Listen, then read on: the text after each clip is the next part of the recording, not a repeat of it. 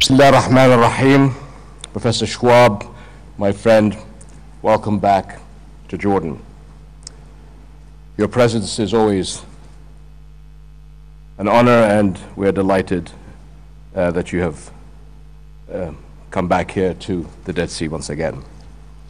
I would also like to welcome President Al-Sisi, President Abbas, President Yaga, as well as President Barazani and Vice President Alawi, our dear friends.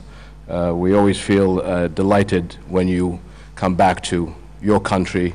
We always believe that this is your home, and we're delighted that you are with us here today. Your Excellencies, ladies and gentlemen, welcome to all of you. I am delighted to see so many former participants and so many new faces, especially the young men and women amongst us. The World Economic Forum meets here at the Dead Sea for the 9th time. The first of these meetings was an innovation. 12 years later, what was once a startup is now a growth leader. Partnerships born here have scaled up. Your presence today is a reinvestment in a future of opportunity. This is more than the story of our forum. It is the story of our region, and we are all aware of the crisis in the news. But there is another deeper reality that you as economic and national leaders know. Throughout the Middle East and North Africa, more than 350 million people are striving, economies are growing, youth are achieving, and obstacles are being tackled. And as this happens, new possibilities, new human potential, new assets are being uncovered. This forum is about grasping these opportunities in building a future for this region by creating a framework for prosperity and peace. So my friends, it is time for a new push, engaging all sectors to create inclusive growth. This is Jordan's goal, relaunching growth and investment while deepening reform and inclusion. For this end, public-private partnerships are our building blocks. Now, our 10-year economic blueprint, Jordan's 2025, will enable us to move fast, to diversify resources, to develop infrastructure, and capitalize on strengths. This plan will be delivered through public and private partnerships, and to a large extent, through projects of over $18 billion to be announced today. Now, most of these projects are made through public-private partnerships.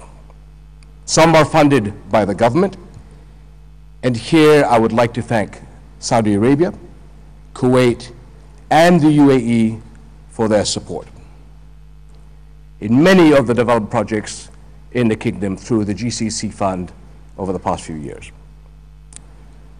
Jordan is committed to a prosperous future, and measures are being strengthened to support startups, business expansion, and market-ready skills.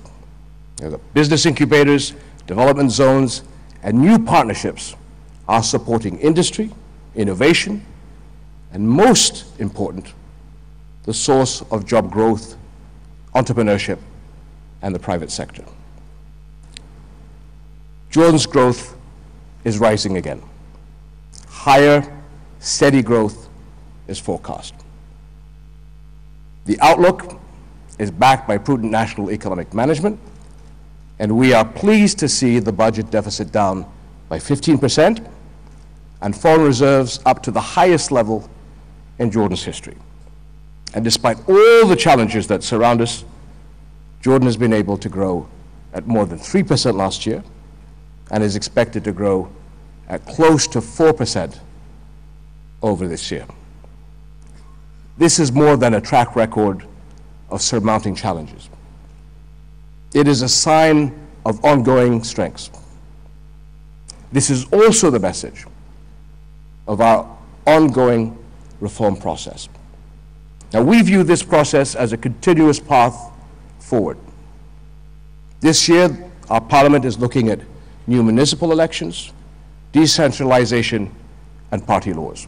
And the government will be introducing a new elections law. So, my friends, Jordan may be small, but it is rich in terms of its strategic assets. Re-envisioning these assets is vital for our growth. Jordan is a gateway for regional and world trade and businesses. We know we have to be ahead of the curve to manage the challenges that we face. And for this, we constantly seek to extend what such a gateway could provide Jordanians as well as their partners. Not only access to billions of consumers through multiple FTAs, but diversifying exports and partners. Not only active connections to global supply chains, but international networks that facilitate small and medium-sized enterprises through financing partnerships and new markets. Today, Jordan's gateway has become a conduit for innovation. 75% of Arab content of the internet flows from Jordan's tech sector. ICT exports have flourished. Once small companies have scaled up, taken global positions, and spun off new enterprises. These achievements are to the credit of a young, bilingual, and globally aware workforce. And they too are a gateway to a future without limit. We also need to find the opportunities in challenge. To define our region by problems and not solutions is to miss a huge potential. Rapid urbanization, education requirements, water scarcity, the need for reliable energy, building health and transport infrastructure. These are critical issues for most of our countries. But in all these areas, new approaches and innovation or innovative products and services offer unprecedented scope to those who look ahead.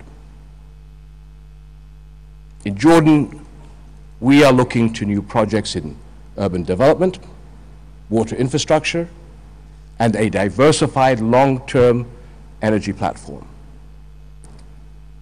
Public-private partnerships are key in bringing all these projects to fruition. Today, Jordan is bringing solar heating and lighting to our schools and offices, electric vehicles to our streets and industries, a digital system for our health sector, e-payments for transactions, even iris recognition for channeling assistance to refugees. These are just a few examples. You at this forum and your peers in the region will create many, many more. My friends, we will solve the problems of our region, but only when we build on its strengths. We cannot be sidetracked by regional turmoil. We need to be our own leaders on this, although we welcome global support. In fact, the violence that threatens so many in our region is part of a global assault on peace, law, democracy, and coexistence. Defeating this demands a comprehensive global approach built with security, diplomacy, development, and moral leadership. Today's challenges are real, but the opportunity and possibilities at this forum are also real. We meet here today in the center of a huge zone of cooperation. The more we use it, the stronger it will grow.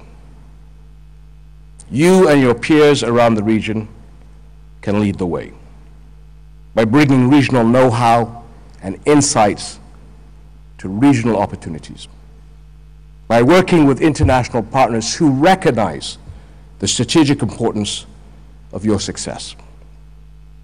So I wish you the best of opportunities now and in the days ahead. Thank you very much.